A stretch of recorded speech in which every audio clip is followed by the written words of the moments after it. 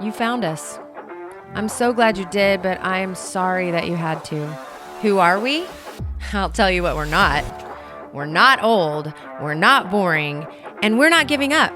We're four mothers, all living in Austin, introduced to each other because we all share a similar tragedy. Our husbands died, unexpectedly and in the prime of their lives. So come on into our widow circle where trauma meets humor, and we remind you that you can not only survive, but thrive. This is Every Widow Thing.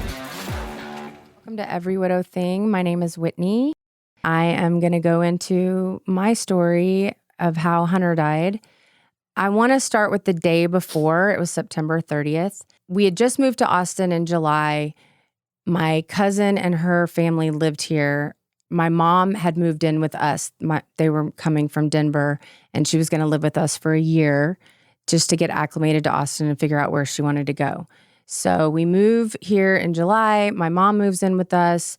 And September 30th, my cousin and her husband and Hunter and I went to the beer festival. And the reason why I wanted to share that is because most of the time, Hunter and I were both running in different directions.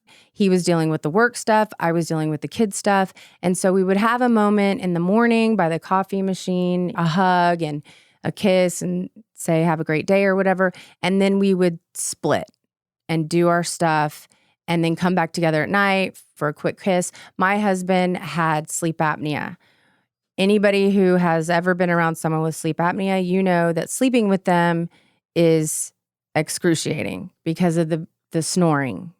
And so he did not sleep in the bed with me. So he was not a big guy either. No. So thank you, Lacey. He was very fit. He worked out a lot. It was mild sleep apnea. The Saturday of the 30th, we are going to the beer festival with my cousin and her husband.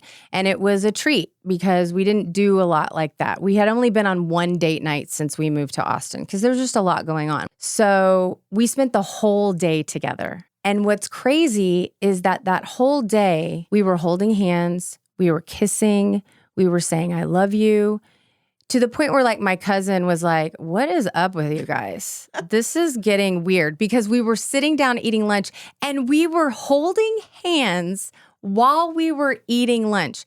We never did that. We really loved each other that day. And it's such a blessing because that was his last real day on this earth. We go home, my cousin and her husband are with us, and they're laughing because we always had a Sunday family day because now we were around family. We'd never lived around family before. We were having a Sunday family day. It was October 1st. So we'd bought all these pumpkins. We were going to carve pumpkins. And Hunter was joking and saying, I'm going to find a way to get out of it. Well, he did. Yeah. He was like, I don't think I'm going to make it. And we were all laughing. Ha, ha, ha. Wow. At about 7 a.m. on Sunday, I hear this noise, and I can't really explain it. It was loud and powerful, and I thought that Hunter was having a bad dream, which he would have sometimes. My mom, who's far away on the other side of the house, she hears it in her room. She thinks that someone's in the house and Hunter's fighting them. She thinks it's like I don't know, a noise that someone would make during a fight. Like a grunt or a cough or? No, it's very hard to explain. It was like a wail. It was like a loud, powerful wail or something. I can't even, I'd never heard anything like it. I've never heard anything since. I don't really understand what it was. But it got me, I jumped out of bed and I ran down the stairs and I'm thinking he's having a bad dream. So I'm running down the stairs. My mom's running from the other side of the house and we both get in there and Hunter's laying on the couch. And so my mom's standing up and I'm sitting on the couch and I'm just like patting him and saying, you're okay. You know, you just had a bad dream. You're all right. And my mom realizes that, oh, this is a little awkward that I'm still standing here. So she goes back to her bedroom. And I'm sitting there, and, you know, we've talked about this. Time kind of stands still. You're not really sure if it was 5 minutes or 5 seconds. But my brain was kind of starting to process stuff. So I'm sitting there, and because my husband had sleep apnea, he didn't get good sleep. He did not wear a CPAP machine. He had one, but he did not wear it because it was uncomfortable, which is a reason that a lot of people use for not wearing it. So he didn't get good sleep. So I'm sitting there and I'm like, oh, he's still in such a deep sleep. I hate to wake him up, but everyone's about to get up. And so my brain is thinking like that. And I'm like, okay. You're in practical mode. Yeah, I'm in practical mode. I'm like, wow, he's in a really deep sleep. And then it starts to dawn on me that he's literally hasn't responded at all to anything. I'm like, wait, is he breathing? And I lean down and I can't tell because now your adrenaline starts going. And I'm like, is that my heart I'm hearing? Is it his heart I'm hearing? I don't know what's going on. And it starts to dawn on me that this is a problem. And I start yelling for my mom. And my mom comes running in and I have the phone. We still had a landline. And I have the phone and I'm trying to dial 911 and my fingers won't do the full 911, which is crazy because 911 is easy. But I literally was doing like 991 and then I'd have to hang up. And then it took me like 3 tries to get 911. In the meantime, my mom is trying to start CPR. So, and we're doing the CPR stuff. And I remember telling her to be quiet because the sound is going upstairs to my kids. And I didn't want them to hear all of what was happening down here. And I'm straddling Hunter, trying to give him CPR, and the fire department comes in. They come in, they take over. My mom and I step to the side. A police officer shows up. And so we're in the corner, we're praying. My mom's like, do you want to pray? I said, yes. They get his heart started again, and then they lose it. So at this point, they've been there for like 20 minutes. And I said, when do you call it? When do you call it? And they said, it's 30 minutes, but it starts over every time the heart starts back up. So they got his heart started, then they lost it, but the 30 minutes starts over. I can't really remember. I don't know exactly how long they were there, but they got his heart started again. And I remember saying to the EMT guy, oh my gosh, thank you. You've saved his life. Thank you so much. And he said, he's very, very sick. I just need you to know he's very, very sick. They take him in an ambulance, and another little, not an ambulance, but an emergency vehicle was also there, and they drove me to the hospital. And my mom stayed behind with the kids. And I remember being in the emergency vehicle and thinking, what do I do? Like, what do I do? Who do I call? Who do I call? Because it's, 8 a.m. my time, but all my friends are California. So it's 6 a.m. their time. So I'm like, I can't call any of them. And what are they going to do? But one of my very best friends is an ER doctor. So I was like, what do I do? And I remembered, and this was another blessing for me, one of our great friends and family friends, her parents were best friends with Hunter's parents. She was in town because her daughter goes to UT. Her mom was also in town. So I called her and I said, Hunter's going to the emergency room. I don't really know what happened. He wasn't breathing, blah, blah, blah. And she goes, I'll be right there. So Hunter's best friends, his parents' best friends, were at the hospital. And this girl, Kathy, she was there. So she showed up with a notebook and a pen, and she just started taking notes. And I'm sitting in a room, and the doctor, I did call my friend, my ER doctor friend, and she was on the phone when the doctor came in to talk to me about what's going on. It's all doctor speak, and you don't really understand what he's saying. And so I've got my friend Angelique on the phone, and she's listening, and my friend Kathy is taking notes. And the doctor leaves the room, and I get back on the phone with my friend, and I walk outside, and I go, I don't know what he's saying. Like, what is he saying? And she kind of ran through it, and I go, just tell me what the bottom line is. Is he going to live? And she said, as a doctor, I will tell you he's not leaving the hospital. As your friend, I say, you never know what's going to happen, and you don't give up. And so I was like, okay. So that was on a Sunday. So I already had it in my mind that he might not make it. The family friend, Kathy, she called Hunter's parents and told them they were living in New Mexico. And she called them and told them they couldn't get a flight out, so they started to drive, which is like 12 hours. Yeah. Little interesting fact, that morning, Hunter's mom woke up and she had this weird desire to make beignets. That was Hunter's favorite thing, was beignets.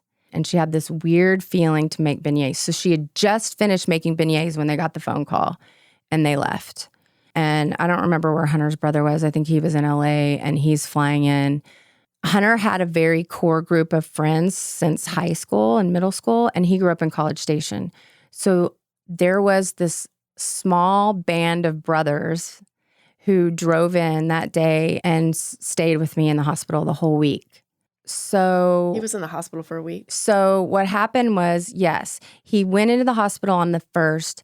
He died on the 5th. And what happened was when he got to the hospital, his brain was swelling. What I found out later was something had to happen earlier in the night. Like, it wasn't like he was dead when I came down. Obviously, he made this noise, which in my mind, I'm like, I got to be with him and comforting him when he was leaving, you know?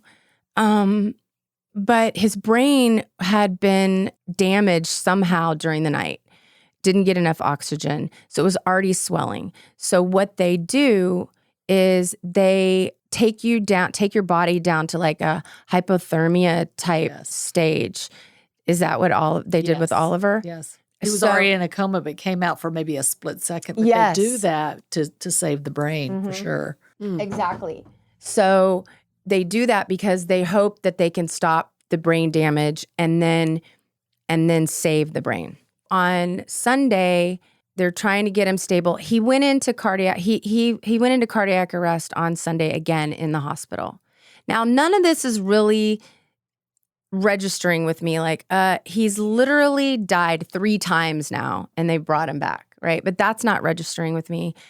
During any of this time, has he been able to speak at all? No, Or was he unconscious, or they had him unconscious? No, he was unconscious. He was unconscious when I saw him at 7 a.m. He never regained consciousness. Okay. So similar to Oliver. It's hard. So they decided we're gonna do this thing where we cool him down and hopefully it keeps the brain from swelling, and then it'll take 24 hours to warm him back up, and then we'll do a scan and see where we are. Okay.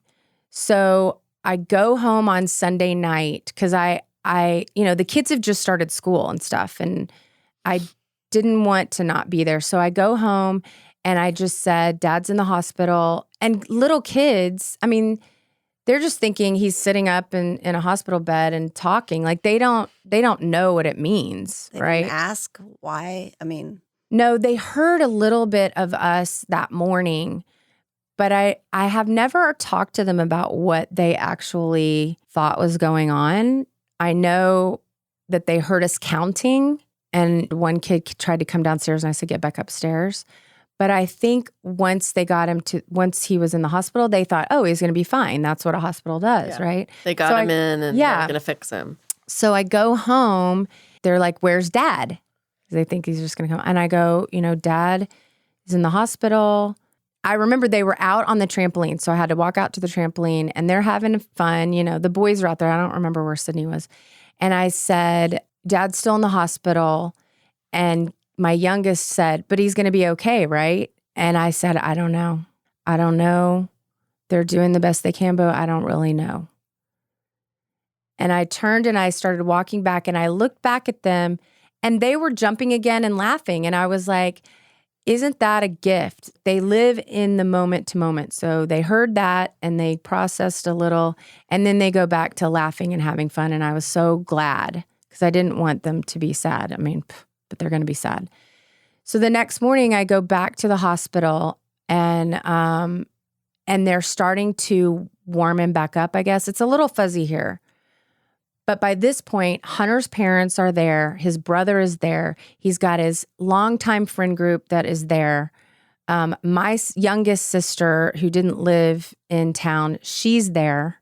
So everybody that loves him and can get there is there. My California people, I was texting with them, and we went to a Catholic school, and they just started prayer vigils. And like, it was really touching to see how this big community of this school came together for us. And they were holding, space for us. And then my little core village in California were together the whole week at one of their houses and with me, but just through text. And people were like, "Can we come? Can we come?" And I told everybody, "Don't come."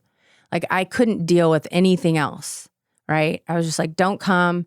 And I don't want to talk to anybody. And I remember being on Facebook trying to figure out how to shut down comments. Like, I didn't want anybody to say anything about anything until I knew what was really going on.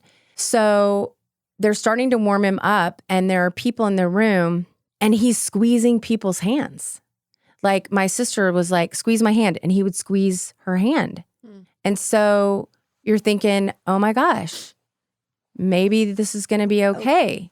And it wasn't random. It was like, "Squeeze my hand." Or somebody was telling a joke and he squeezed the hand at the funny part, or whatever. Like, everybody felt like he was actually coming back. Were his eyes at all moving underneath when they're closed? Well, because that I can didn't happen look at too. that. Their eyebrows sometimes move. The eyes are like, yeah, his eyes were closed. I just remember that the squeezing of the hands gave us all hope. And I remember Hunter's parents saying something like, "Well, this is going to be a lesson for him. Finally, he's going to take care of himself." So I go home Monday night, and one of the things that I made sure was he was never alone in the room. I'll take a night, you guys take a night, but I never want him to be by himself. But I also wanted to go home and have dinner with the kids, and I wanted to put them to bed. I wanted to have some normalcy. So on Monday night, I go back to the kids and I'm like, I think it's okay. Like, I told them, I think it's okay. Daddy's squeezing hands. But again, they didn't know that he had been in a coma or anything. They didn't know much. But I was like, I feel really good, about it. The doctors are working hard. Daddy's working hard. And I feel really good. And the next day, I was driving to the hospital, and I'm talking to one of the partners that he was very close with on the drive into the hospital. And I'm like, I feel really good about it.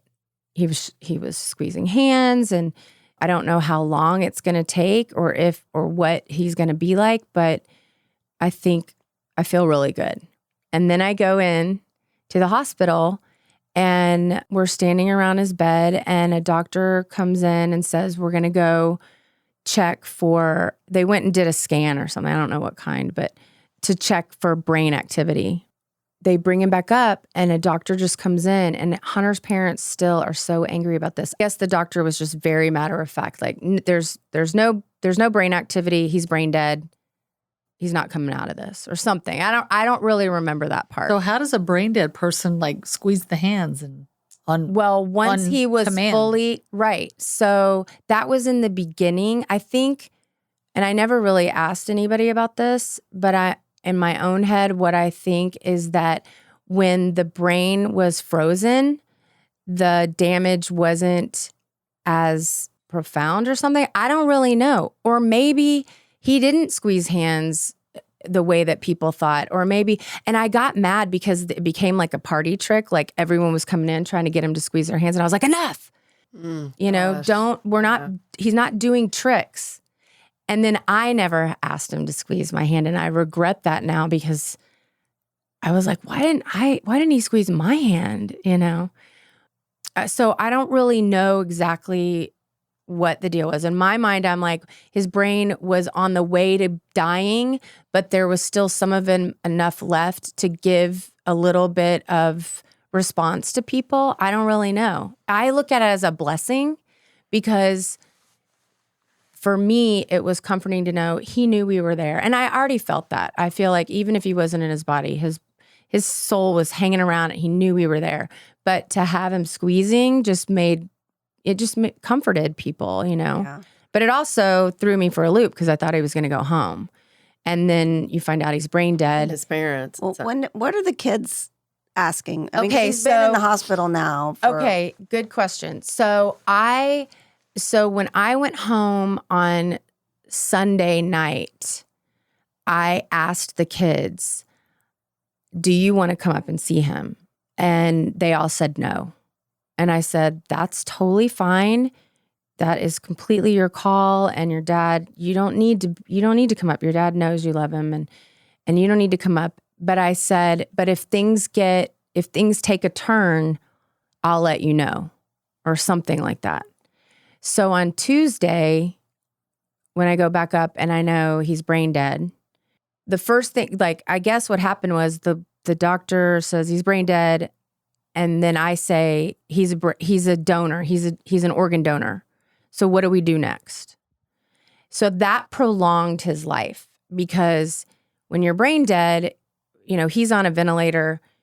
He's not going to be able to keep himself alive. So because he was a donor, they're going to keep him alive until they find people that need his organs. So I'm like, he's a donor.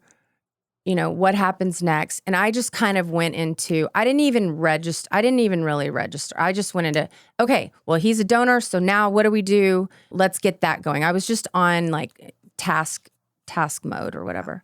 Isn't it interesting when you watch TV shows? The woman always just kind of goes back to the bedroom and just takes a nap. Right. And everybody handles it. Yeah. And all of us, I think, were get it done types. Yeah. There were things, I will say this. I remember sitting on the floor in the hallway of the hospital because I was giving people time with Hunter. Because once we knew he wasn't going to make it, I was like, who wants to spend time with him? Everybody can have their moment with him. I'm sitting on the floor in the hospital and I look up and I see two of our good friends from California walking down the hall. I told everybody not to come. They didn't listen to me. They just got on a plane and they were there. Yeah.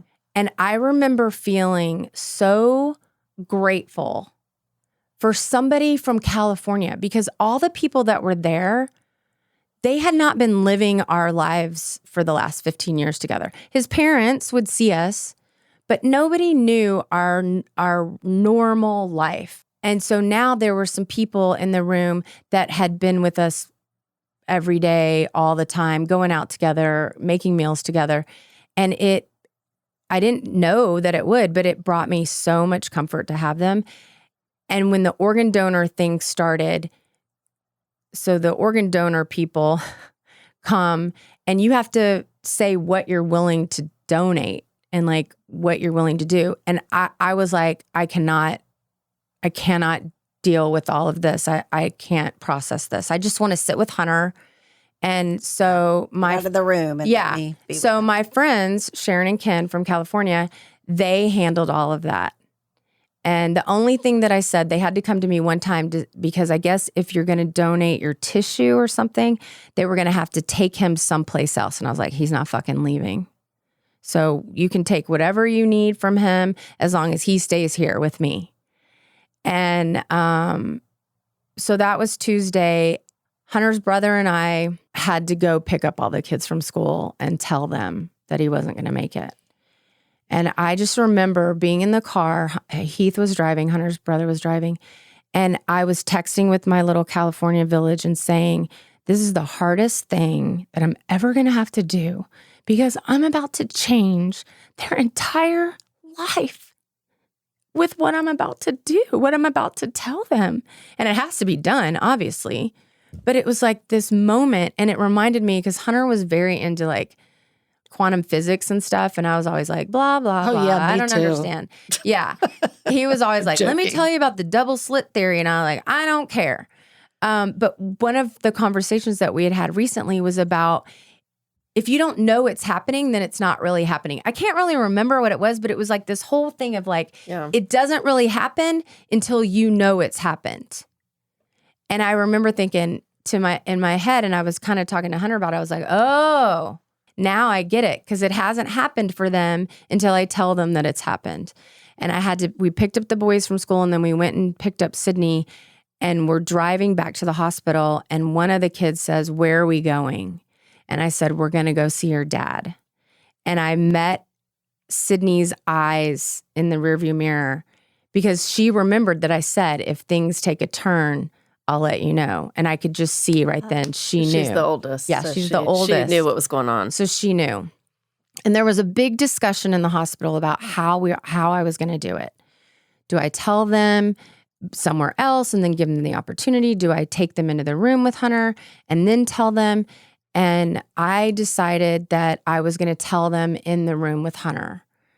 Because for whatever reason, right or wrong, I didn't want them to lose the opportunity to say goodbye to him.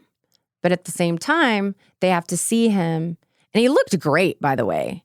I mean, because he's got all this oxygen flowing through him. So his skin looked great. His hair looked amazing. Everybody kept touching it. Except for, he had a lot of Tubes. Tubes. Thank you.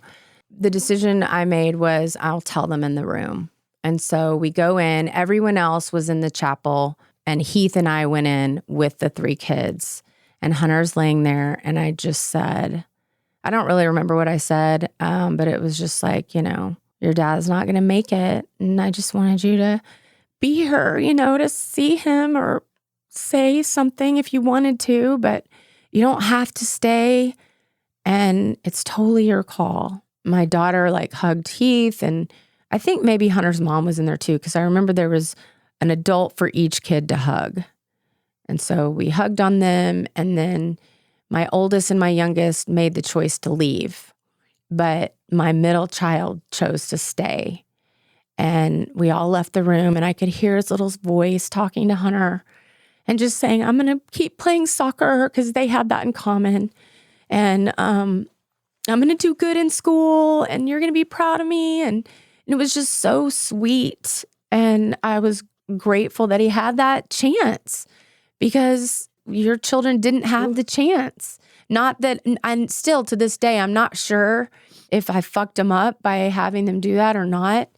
But in the moment, I felt like it was the best choice. So he had that moment, and then he left, and I went home with the kids for a little bit, and I just said, if you want to come back up at any time, you can, but I don't have much time left with your dad, so I'm going to be up here, and I love you, and I'll come home for dinner or whatever, but I'm going to be spending the night with your dad. And the nurses asked me if I wanted to lay down with him, which was very odd, and I was like, in my head, I was kind of processing it. No, I don't want to lay down with him because it's weird and all these tubes and everything. But then on the other side, yeah, I do want to lay down with him because I've been laying down with him since I was 19 and I don't have much time left. So of course I'm going to lay down with him. And I remember laying there and thinking, this is really fucking uncomfortable. I don't like laying here, but I was trying to be in the moment and get the last moments in with him. And Lacey, I don't know if you felt that because it's going to be over soon and you're not going to have his hand to hold or, his hair to touch or, I'd always put my nose right in the crook of his neck. And I wanted to do that. So, but it was awkward and it was uncomfortable and there are nurses in and out and you're just like, this is not It's so the weird. moment that I would have wanted to have. But it was all I had. So I took it. And then the next day they'd found some donors. He was going to give his kidneys and his liver, which we were like, his liver? We were shocked. Not after Beer Fest. I know. But his liver was donated, his kidneys, his eyes. And so the way that it works is once they find the donors, it's got to happen pretty fast. And you're not allowed to be in the room because they have to take all of the life support, take him off life support. Then he dies. Then they run in and grab all the stuff. They can't take it out before he's legally dead, which makes sense, right? Then it's just like organ harvesting or something. Did Oliver donate or? You can't do that with group A strep, toxic shock. Yeah, because some of his organs were damaged. But they all completely shut down. Yeah. So, yeah, he was an organ donor, but no, They all couldn't of it use was anything. So we knew Thursday morning, that's it. Which by this point I'd been in the hospital since Sunday, and there's a part of you that's like, I just want this to be over. I just want this to be done. I can't live in this any longer. Another great friend of mine came into town with her daughter, who was very close to my daughter. So she's there with me right before Hunter was going to go down and be pulled off life support. So she's standing outside and the curtain's like halfway pulled.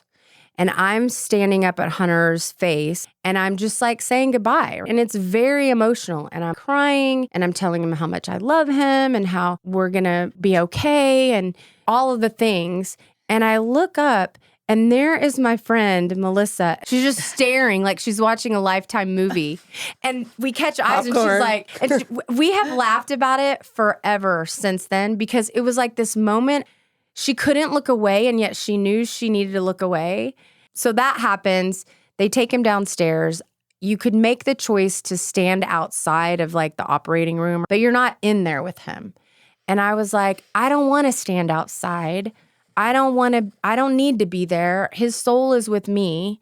That's just the body. So I'm not going to go down there. And it really bothered my mom. She was like, who's with him? And I was like, he's with us. We don't need to be with him. He's with us. We just sat in a waiting room and then we were told that he died. And I just remember walking out and just being like, I'm so relieved that it's over.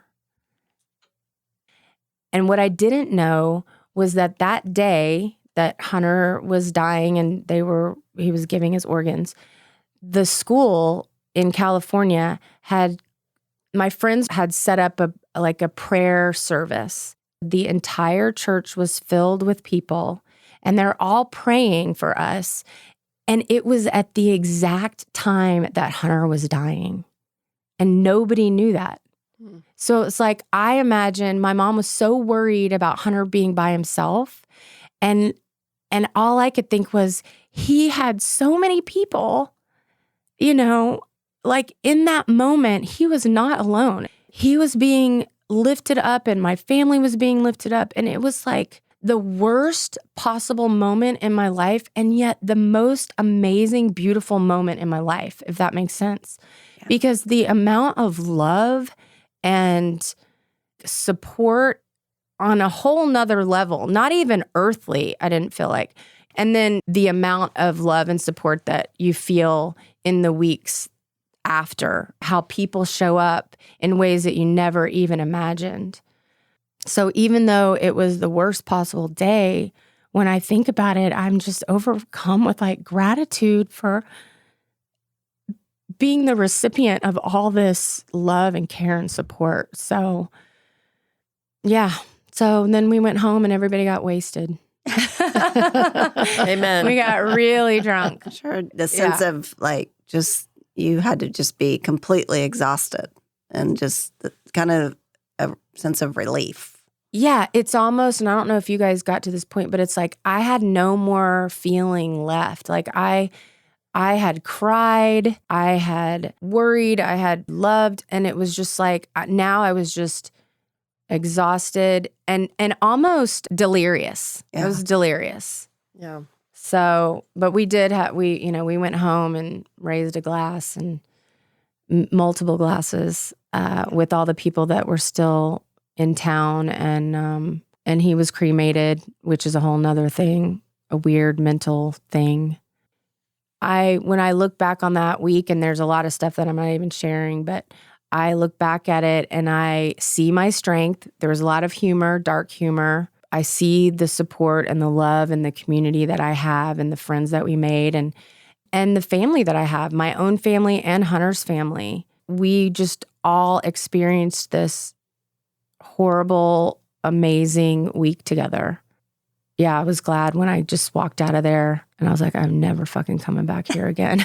Isn't it interesting? I've had someone asked me to come to Seton to see them. They were in the hospital, see a friend. I couldn't do it. Yeah. I couldn't go in there.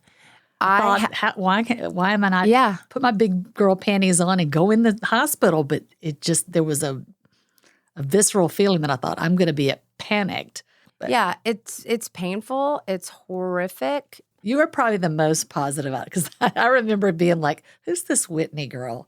You're like, I don't know if I can be friends with her. Oh, I went over the top. Okay, let's be honest. Because it was early on. Yes. And you were so, like, we met at Jeffrey's. How First long time I met was so that awkward. Jeffrey's happy hour? 4 months. 4 months. So I remember us talking about it. I was like, who is this girl We that were can like, be so wow. like, wow? Because I was pissed off. Yeah. I mean, for the longest, I did not have any of those grateful moments. I wish I could have, but I didn't. There was a lot of stress in my life and things that I had no control over. So I had already kind of been diving into like, why is all this shit happening? And what is this? Why is this happening? And so I was already on this weird path of like, there are lessons to be learned in every experience. And you can look at the light in it or you can dive into the dark in it. So I remember having a moment in the hospital where I was like, what am I going to do? Which path am I going to take? And I went down the grateful path. But then I went off the rails. I went home. I bought a ton of books about the soul. I was trying to reach out to mediums, like, can I talk to you tomorrow? So that was my coping mechanism, which wasn't completely healthy because I wasn't willing to sit in the sad part. And I was trying to lift everybody else up. I had never met anybody for a drink or dinner or anything for a very, very long time because I just couldn't be around people. Right. It was just, See, I had to be around people. Isn't it funny my friends how we would show up. Everyone would show up at my door, but I needed to be around people. I didn't want to be alone. This is the weird part. People were reaching out to me. All my California people were reaching out, wanting to talk. I didn't answer any phone calls. I didn't text a lot of people back. And then I didn't have a friend group here in Austin. I just had my family. My mom was close to Hunter, and so we were kind of grieving together. I didn't want to talk to anybody except for like you guys, because that's why I reached out to Holly as fast as I could as soon as I found out about her, because I was just trying to find ways to be around people that I didn't have to explain anything to. Right. I feel like I was at my healthiest that first year because I was very connected to God and a higher, like a bigger picture and all this stuff. I don't think any of us were handling it quite like think that. I was jealous that you did have such a positive spin because I think I was still questioning, why. I never really got deep into why did this happen to me. It was more, why did this happen to my kids? Mm-hmm. And why did Frank have to miss out? That was Why did exactly he have to miss out on all of this, watching the kids grow up and all the things that he loved? And I was upset. I'm still upset about that. And you seemed in that moment like you'd already made peace with it, which I thought was incredible. Did they ever explain to you what the sound was? No, they always try to say it was a death rattle or something. It was not, you guys. I honestly feel like that was the gift of, hey, I'm leaving. You need to be down here. Because if he had not made that noise, he would be dead. He would have died on the couch. The kids and I would wake up and go downstairs to a cold body on a couch. So because of that noise, he stayed alive several more days. His family got to come and say goodbye. He was an organ donor and saved multiple lives. I mean, the opportunity to say, I don't know how Holly feels, but the opportunity to say goodbye like that and have time. And I know it was awful. No, but it is a gift. And that's something I recognize. I mean, I literally never laid eyes on Frank again. I mean, I never got to say goodbye. I never got to hold his hand. Everybody's story is different. And honestly, I feel bad sometimes sharing all of the gifts that I feel like I was given, because I'm sure there are people that are like, well, I didn't get any gifts. No, you shouldn't feel that way. But 2 weeks before he died, we had family pictures taken. We never had photos taken. That's amazing. Yeah, we went to the beach the summer before, and my sister was like, oh, we're all going to do photos on the beach. And I was like, I'm not putting my white dress on and doing photos on the beach. I'm like, oh, is that it? Yeah, that's great. That was our last family photo on the beach in the white dress. Yeah. The beer festival was a gift. The pictures were a gift. I had a dream that he died 2 weeks before. And so we had a whole conversation. I got to say a bunch of things to him while he was still fully present. We're going to wrap it up. But I Not the club you want to sign up for. No, it's not. But we're all doing it with grace and badassery. And we just want other people to know that they can do that too, if they feel like it. If you want to hide under your bed, you can do that too. Grief it's messy. And we're no maids. Boom.